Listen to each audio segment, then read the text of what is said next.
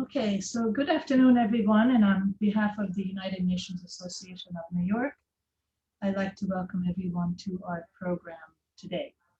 The Intergovernmental Panel on Climate Change is the UN body that deals with the science related to climate change. And the work of this panel is becoming increasingly important and topical as the effects of climate change start to influence our global economy more and more. The United Nations was designed to address problems without borders, such as climate change, and is a classic example of such a problem. Dr. Franz Baumann, our moderator this afternoon, has worked with the UN as Special Advisor on the Environment and Peace Operations with the rank of Assistant Secretary General, and more recently as Visiting Research Professor at NYU. Our distinguished panel today comprises of Paula DiPerna, Special Advisor to the Carbon Disclosure Project, and has been a leader in the development of carbon markets. Emeka Ngwube is a Managing Director at Credit Agricole Securities and has extensive investment experience in clean energy, sustainable finance, and other strategic sectors. Janos Pasztor has worked most of his professional life in the areas of energy, environment, climate change, and sustainable development. He was an Assistant Secretary General at the United Nations in charge of climate change, and currently he is Executive Director of the Carnegie Climate Governance Initiative. Today, the panel will explain the current report of the IPCC that gives a sobering outlook on what's to come if climate change does not become an integral part of our global economic strategy for sustainable development. So now I'd like to turn over the conversation to our moderator, Dr. Franz Baumann. But before that, just to say that while the panel is going on, we welcome your questions. If you could write your questions into the Q&A box, and the last 15 minutes or so, we'd be happy to answer your questions. So Dr. Baumann, the floor is yours, and welcome to all the panelists. Thank you for coming. Thank you so much, and thank you so much also to the UN Association of New York for putting this panel together, and generally for supporting the United Nations activities. So it's maybe not the happiest of subjects that we're talking about today, but I'm delighted that we have quite a few participants, and I'm sure with what we will hear from Paula DiPerna, Janos Pasztor, and Emeka Ngwube, we have probably good insights into where we are. Let me start by talking about the Intergovernmental Panel on Climate Change, which is a child, if you will, of two UN parents, of the World Meteorological Organization in Geneva and of the UN Environment Programme in Nairobi. It was established in 1988, incidentally in the first resolution of the United Nations General Assembly dealing with climate change. That resolution was entitled Protection of Global Climate for Future and Present Generations of Mankind, not humankind, mankind. So that was in December 1988, and if you read it today, I can give you the reference. It is as actual as it would have been when it was written, and that is 33 years ago. So the IPCC consists of hundreds of scientists from all corners and countries of the world. The sixth assessment report, nearly 4,000 pages, was written by 234 scientists over a period of 3 years. More than 14,000 studies from around the globe were analyzed, and over 75,000 review comments were individually addressed. The IPCC, to be sure, does not conduct original research, but synthesizes the best available peer-reviewed science. In other words, the IPCC presents the state of the science.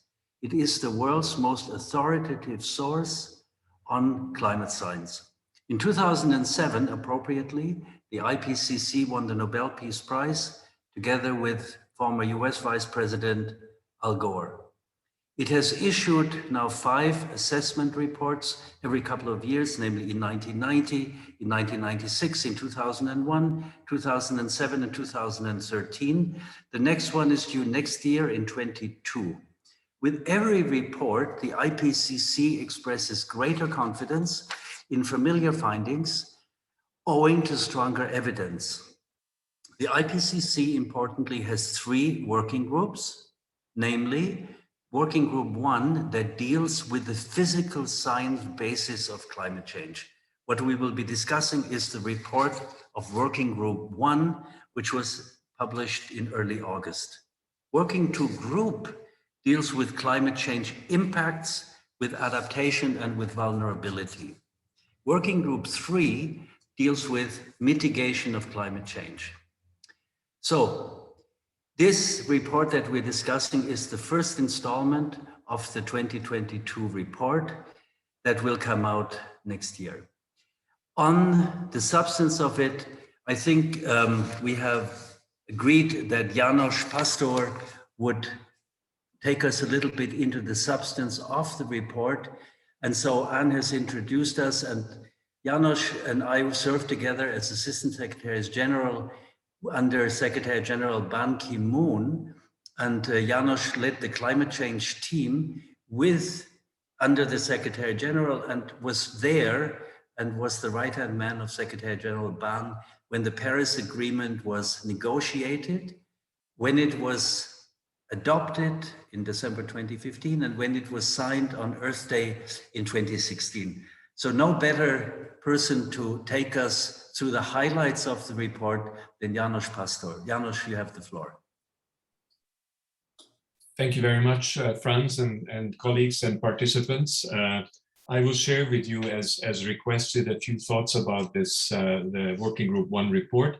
It will not be a comprehensive review. It's not possible given the time, but I will focus on a few points that are particularly relevant to the discussion today, and also to the work that I am undertaking these days. So first, what did we hear? What we heard, Secretary General of the United Nations said, this is code red for humanity. Code red, that's something very important and very significant.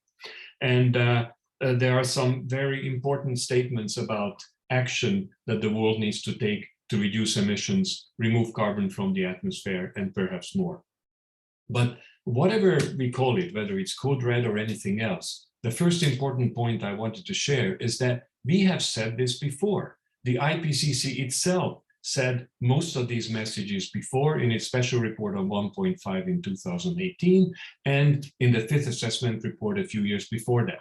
What is perhaps different, as our moderator Franz already mentioned, is that perhaps we know a little bit more, better, in the sense that the science is stronger, the data is more comprehensive, but still essentially the message is the same. And the message is that the world needs to massively reduce emissions and remove carbon from the atmosphere in order to maintain the goals, the temperature goals of the Paris Agreement. Now, this report has 5 scenarios for pathways to the future, and only 2 of the 5 give any chance for the 1.5 to 2 degrees centigrade goal to be achieved.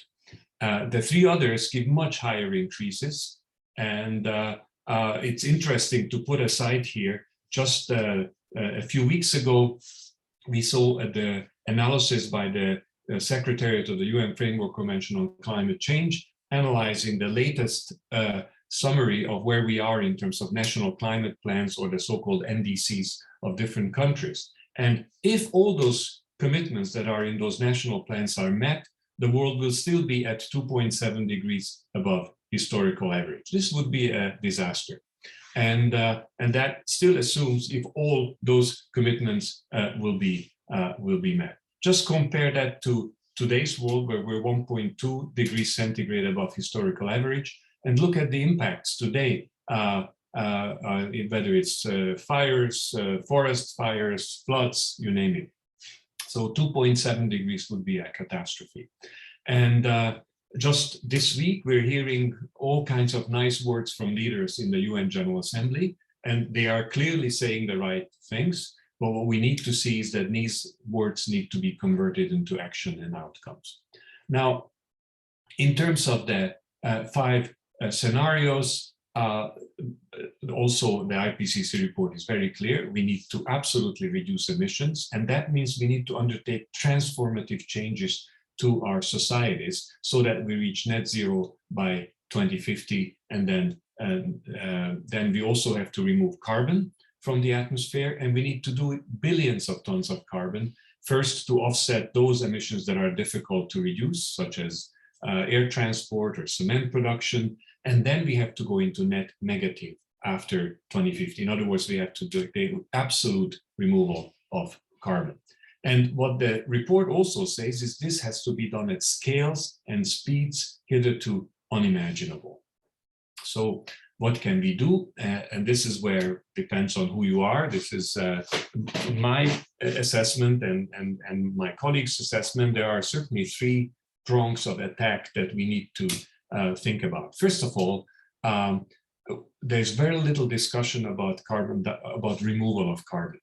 There's a lot of discussion about emission reductions, and that's the number 1. We have to do it, but there is very little. So we have to create a condition for achieving a social license for large-scale carbon dioxide removal at national levels, but also at the international level. And this requires substantial societal conversations, and it requires political leadership, both in the private sector and in the political sectors.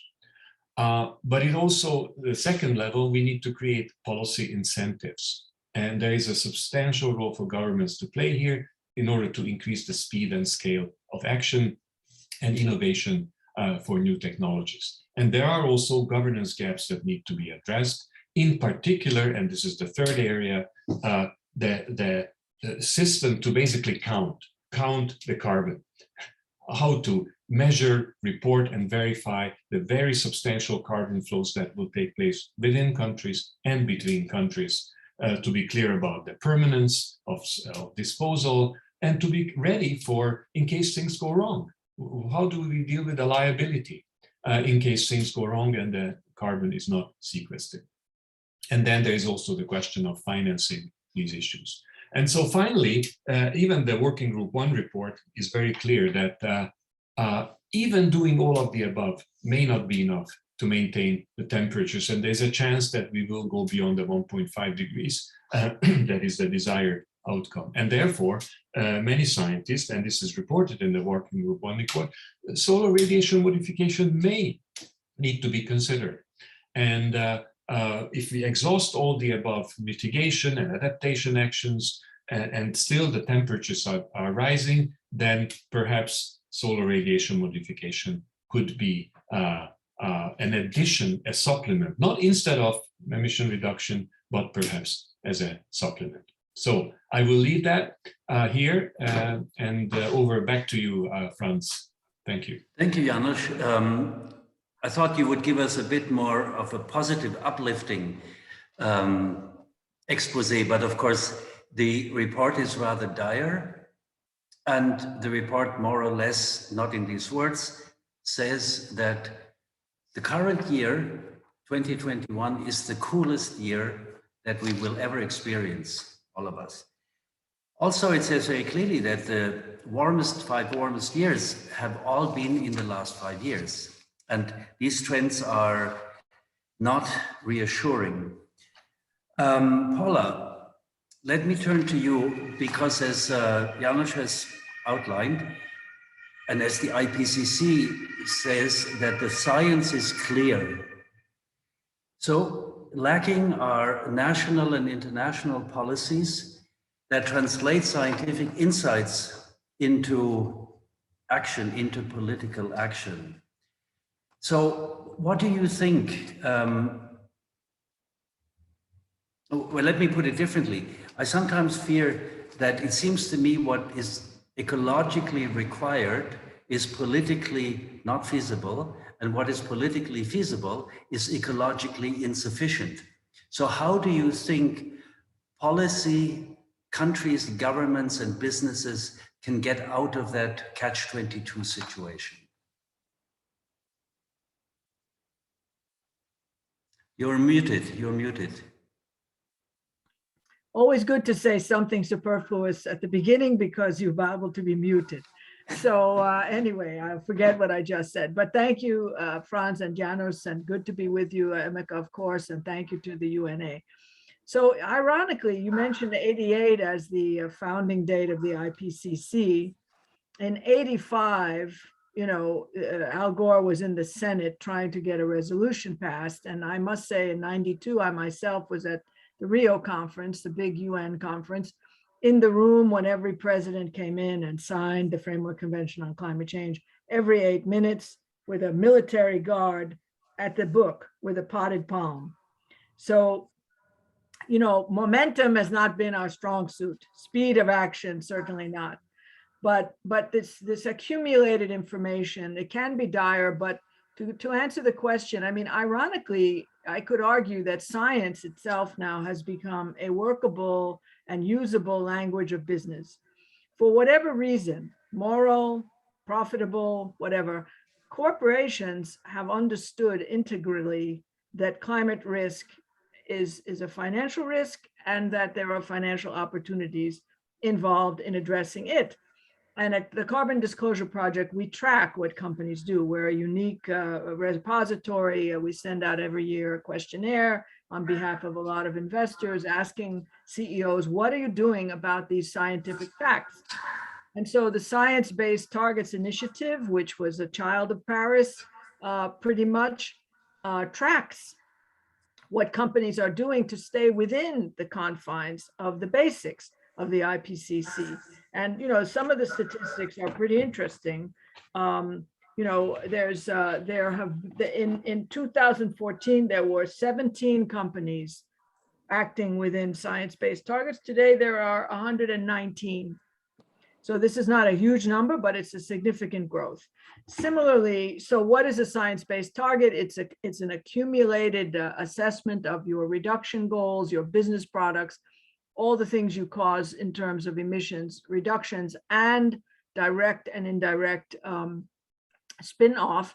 And how do you put that into a alignment with an obligation to stay within the scientific parameters? So this becomes actually a business tool. And board members have to look at this and are being asked increasingly by investors, are you within these scientific boundaries? Interestingly, S&P, among others, have put out indices, which are actually called Paris-Aligned Climate Tracking Indices, PACTs. So the integration of science with business is on the way.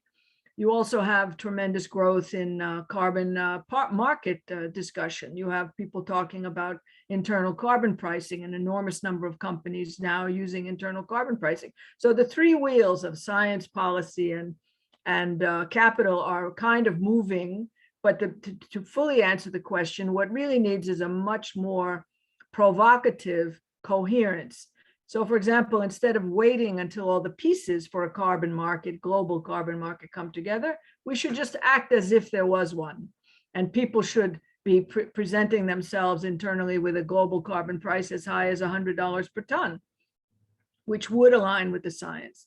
You know, all companies could seek governmental significant incentives around help us figure out a science-based target.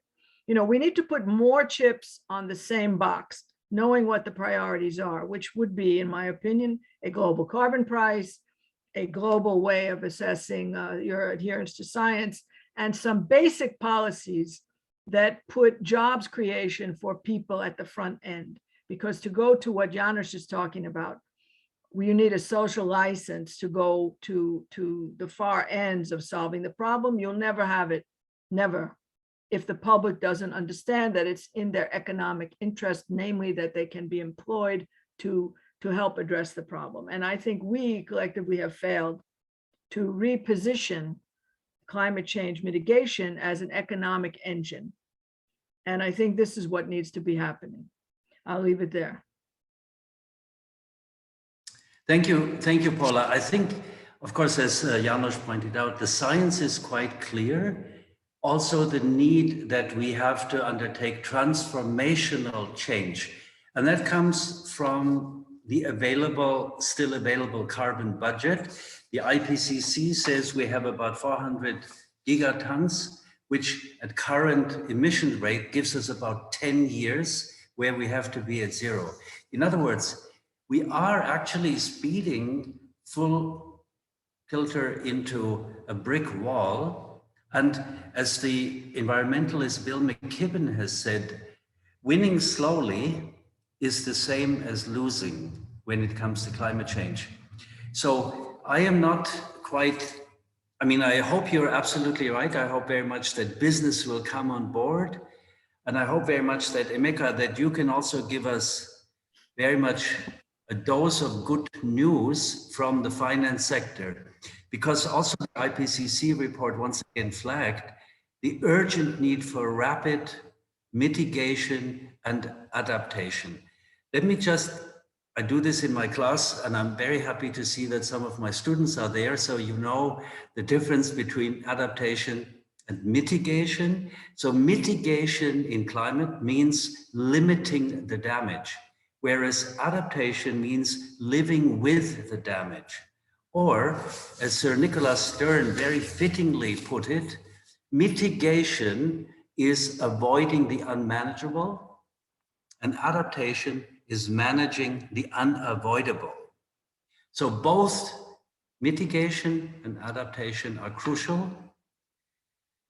So Emeka, you are a seasoned financial manager at a very major international financial institution. How do you support climate finance, especially for the most vulnerable countries and people around the world? Emeka. Yeah, thank you, Franz, and I hope to convey a little bit more optimism when it comes to climate action. So the good news, I would say, is that the money is here. The money has been around actually for some years now. You know, the private financing of mitigation, as you defined it, has grown steadily over the decades. You know, supported by the expansion of the number of and the variety of sources of funding. You know, I would say that over the last decade, you know, financing large scale, which we sometimes call utility scale, solar or wind project has gained pretty much very wide acceptance among banks, investors, and rating agencies. And what this has allowed is to shift already from fossil fuel generation to large scale renewable generation, you know, such as wind and solar. And there's a model there that's tried and true, I would say, which is to build very large wind and solar plants and then connect them to the grid, and the power is sold to a party utility that will then resell it to its customers or directly to a corporation, and that's a mean for the corporation to actually start to decarbonize. So this has been going on for the last decade alone, and I would say even more than that, because the first time we tapped the capital markets to finance wind at scale was in 2003. So it's been a number of years, almost 20 years now. So I'm relatively positive when it comes to the availability of financing at scale, to support green gas emission reduction and decarbonization of our economies. Even in emerging markets, where sometimes financings can be more challenging, there is also appetite and capital available to finance similarly, large-scale wind and solar assets. Often case it comes with the support of a multilateral or an ECA, in the form of guarantee or first loss or additional liquidity and reserves to so that foreign investors can still be comfortable investing in the country. But it is doable. When it comes to the most vulnerable countries, the financing, I would say, is also available, but maybe the bottleneck is more the availability of these projects, because when you talk about large-scale generation projects, you also have to have a grid, you have to have a whole infrastructure in place, in order for those projects to make sense. And having a large infrastructure in place is not always something that you find in the most vulnerable nations. So my sort of summary of what I'm trying to convey here is that the technologies exist, whether it's wind generation, solar generation, photovoltaic solar generation, technologies that are commercially proven. These are technologies that have been that are accepted by the financial markets, but are accepted by all the players. The capital is there. There's a number of investors today that are, I would say some of them only solely focused on wind and solar. And what we are lacking really is more projects to finance. So in the US, there is obviously a momentum currently in the foreign markets, in emerging markets, elsewhere. There is also momentum. We saw a lot of solar and wind being financed throughout Latin America in the last 2 years alone. And I would say in Asia, similarly. And I would say, unfortunately, the country or the continent that's still lagging behind is Africa. But even there, I think there are, and maybe we'll come back to that a little bit later, but there are other ways to bring electrification to those more challenged countries, not through necessarily a centralized system of generation and a grid, but maybe by bypassing that directly. And that's what's sometimes called distributed generation or off-grid, where you effectively put solar panels directly on people's home, on a commercial building, on manufacturing facilities, so that you can generate the power directly where it's going to be consumed, where the consumption is going to take place. So that's the sort of my positive, a little bit upbeat take on this, is that the financing is there, and there's an economic rationale for it, and it's a matter of seeing more projects, really. Thank you very much, Emeka. And maybe in the second round we will come back and talk a bit more, if you would, also about the Green Climate Fund, but also, for example, you mentioned now how private finance is very active in mitigation. I have a question, but we'll first go to Janos and then we come back to you. Also private sector in terms of adaptation. But let's go to Janos and then we conclude sort of the first round. Janos, in your brief remarks about the Working Group 1 report, you noted that massive emission reductions are needed and required by the models. But they might still not be enough. We have too much momentum, and it is simply not like pulling a plug. It is unrealistic to think that the emissions reductions can happen as quickly as they have to happen, and that we might overshoot the temperature limit of 1.5 degrees Celsius. And that, of course, would already be catastrophic. So Janos, in your view and with your experience, what do you think needs to be done and who is doing it? Thank you, Franz. And maybe I'll start answering your question by going back to something that was said earlier.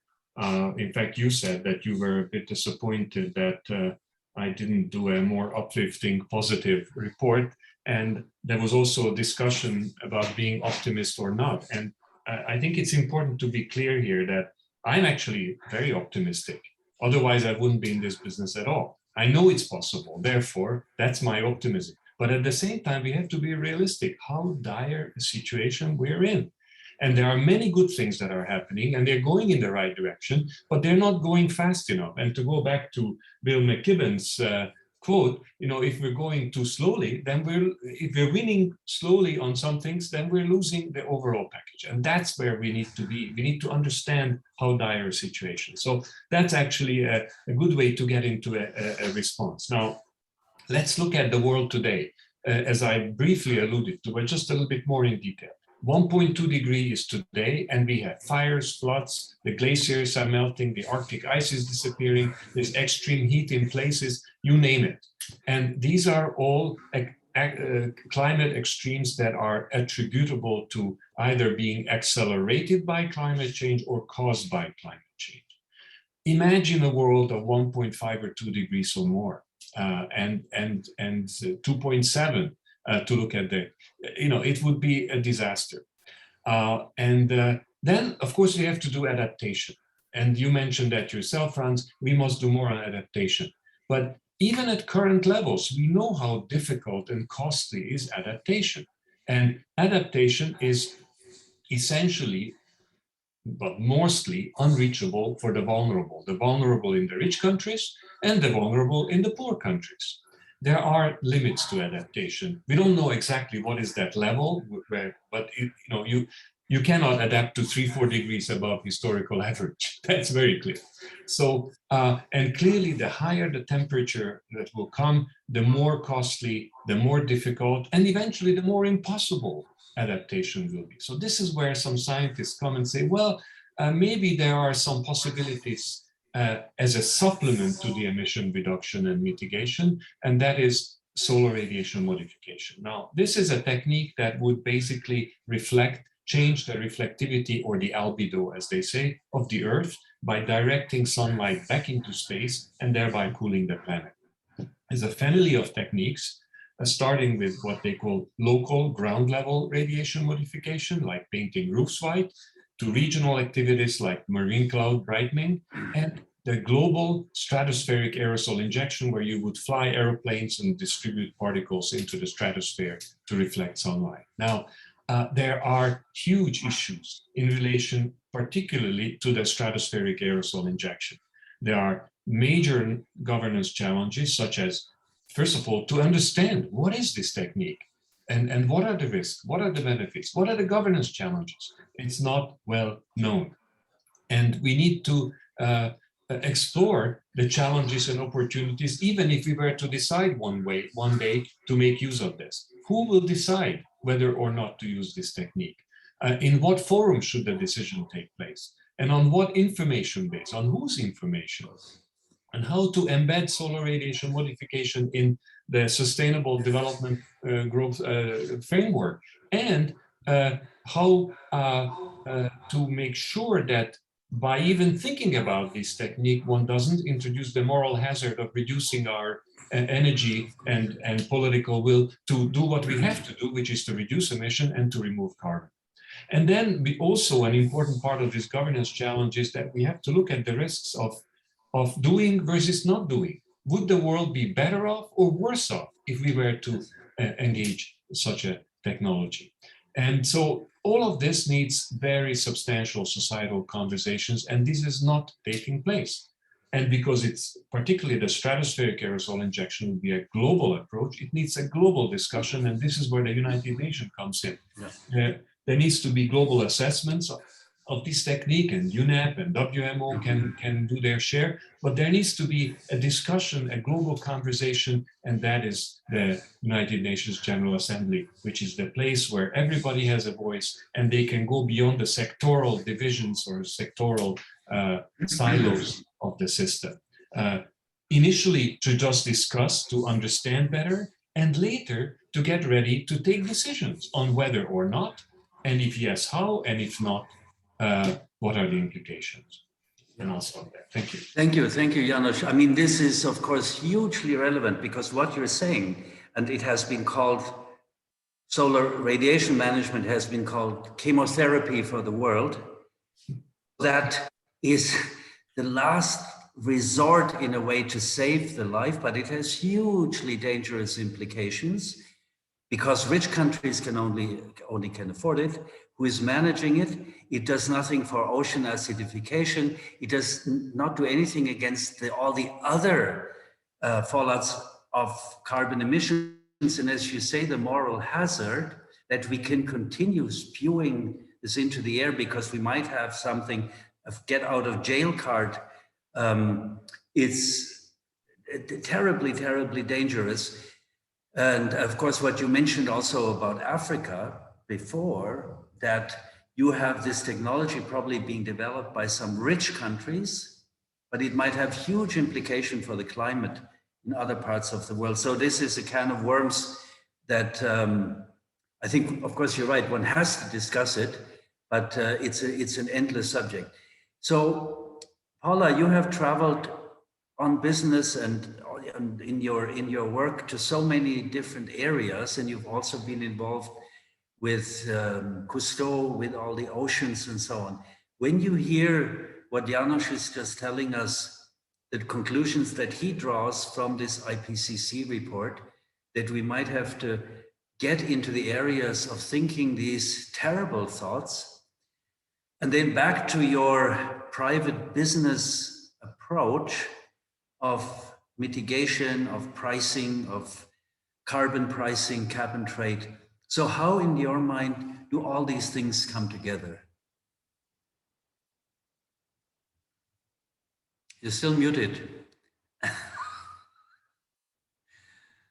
Cousteau had a very simple approach. For those who remember what he did, he invented the Aqualung and basically put the issue of marine biology and the beauty of the oceans into the public realm.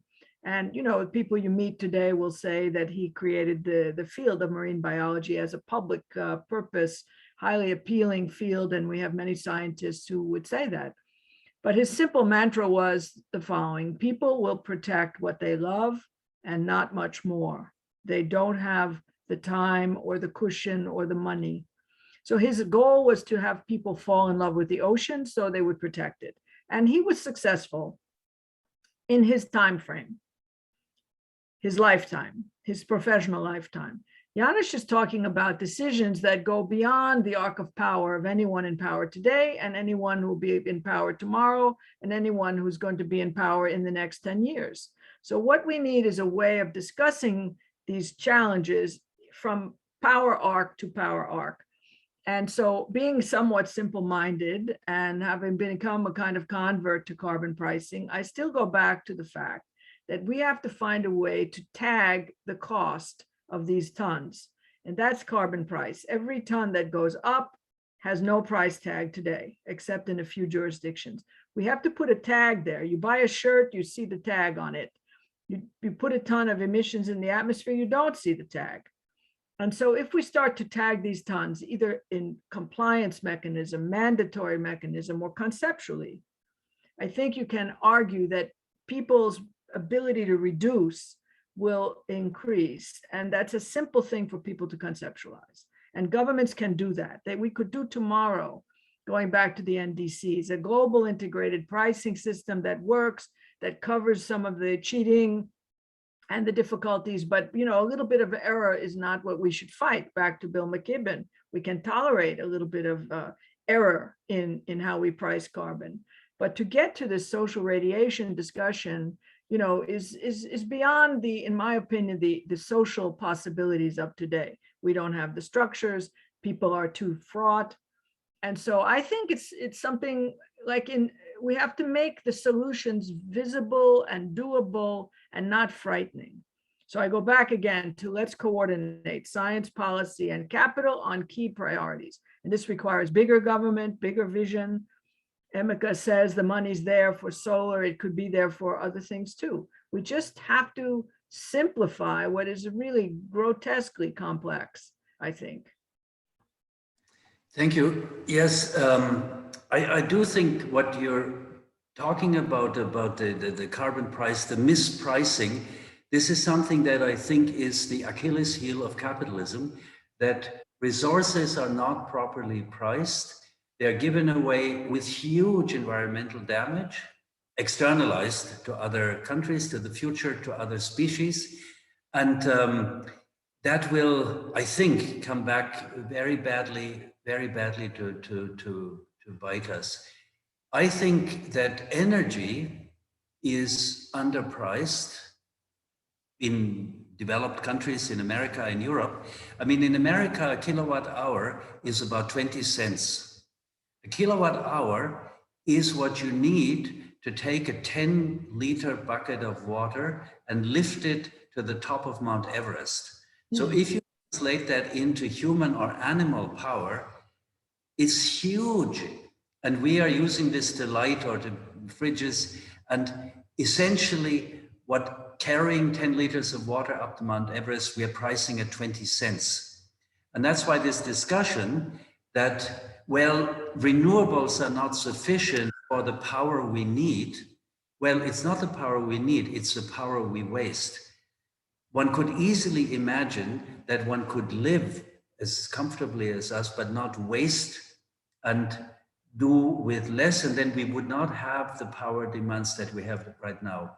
So Emeka, all these pricing structures that I think are market distortions are actually market failures that have to be rectified politically, but we are still living with them. When you deal with scarce resources, whether it's on mitigation or on adaptation, how does the mispricing of cost factors of resources, how does that impact your work and the prospects of what you do? Yeah, no, it's a good question.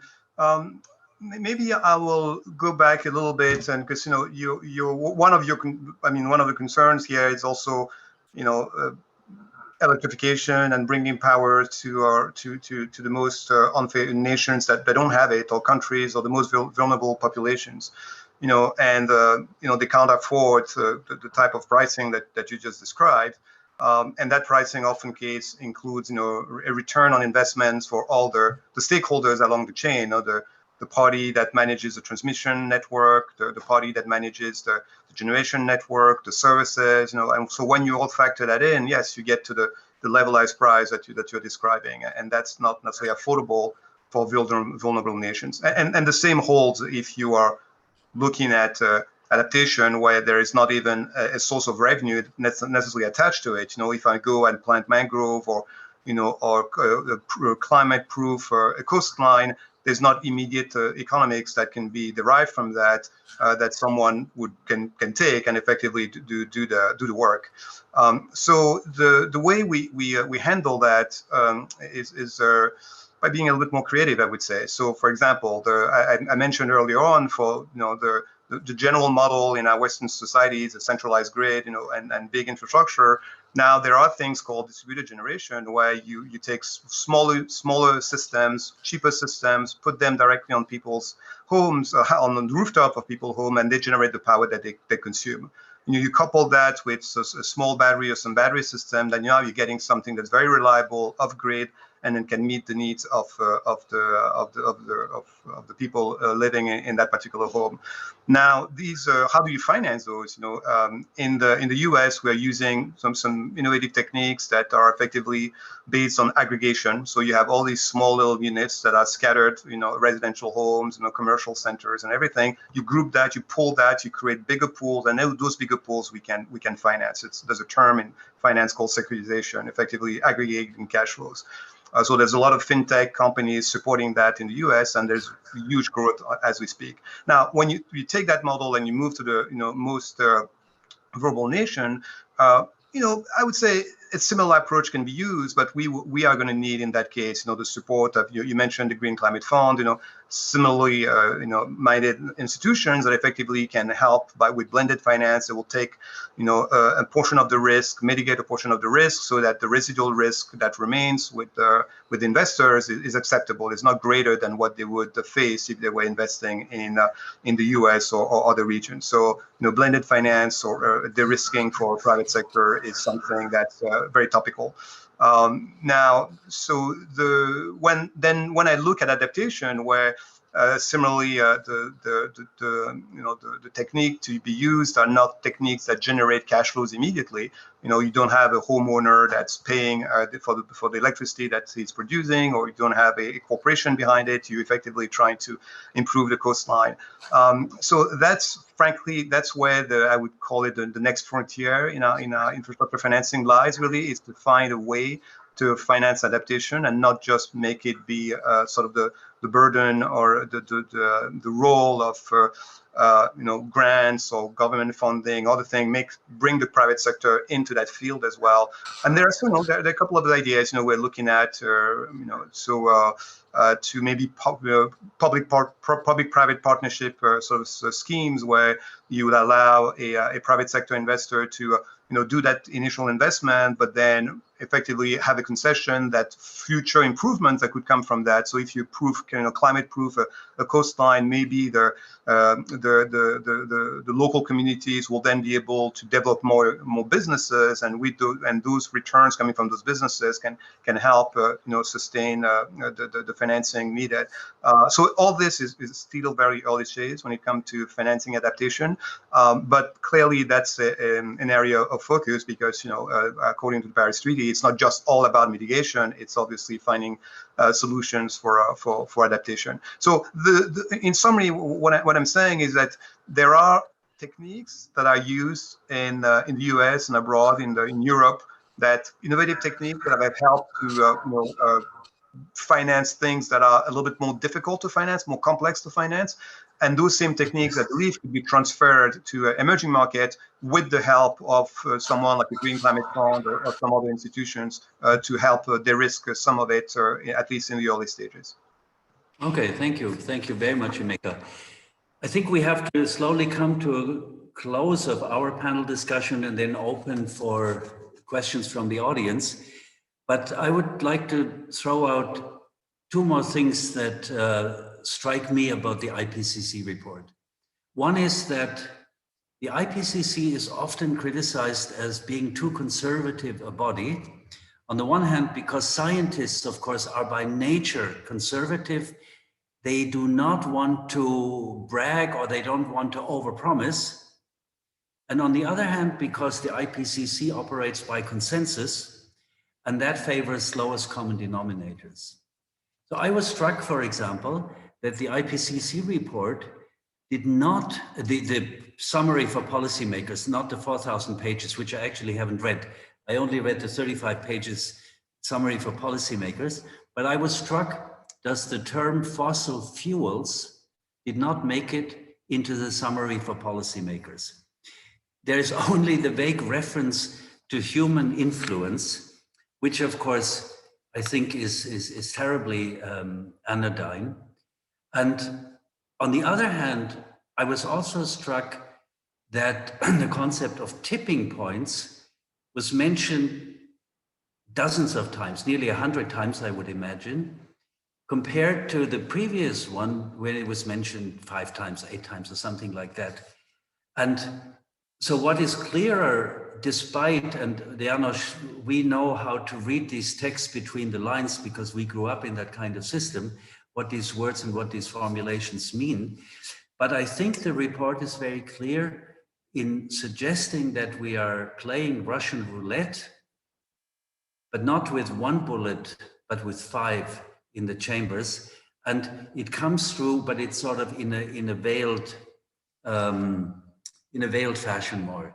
So before going to audience questions, Janos or Paula or Emeka, do you have any other points you want to raise before we open the floor for questions from the audience? Janos? Yes, well, on the point you just raised, I think that's important, but one has to be very clear about the 2 parts of the IPCC process. There's the scientists who do the science, and then what's called a policy summary for policymakers. That's where governments come together and they negotiate the text. And that's a uniqueness of the IPCC, both its problem, but also its opportunity, that it takes the science into the policy realm. And so you can criticize it, you can like it. It's important, but one has to be clear how it happens. But there are many other issues that are not listed in the summary for policymakers that are very important. And my colleagues and I looked at the detail of the Working Group 1 report, and certainly from the perspective of our work, there are quite a few issues that are missing. I won't list them now, but I'd like to come back briefly to Paula, because I totally agree with you about the importance of carbon price, and whether it's a globally agreed carbon price or a de facto, because we're doing it anyway and it's happening and it's going to work. So in fact, it's likely that's going to be the way. It's first that, and then maybe eventually a global carbon price. But the challenge that we have is that we're still talking mostly about what I call the easy stuff, photovoltaics, electric cars. This is relatively easy, even though there is still a lot to be done. What is hard is the rest, is to do cement, to do air transportation, and to remove carbon. Agriculture. That we don't have yet the clear strategies moving forward. And that's where it's so hard, and that's where the timeline becomes a problem. But I'll leave it at that.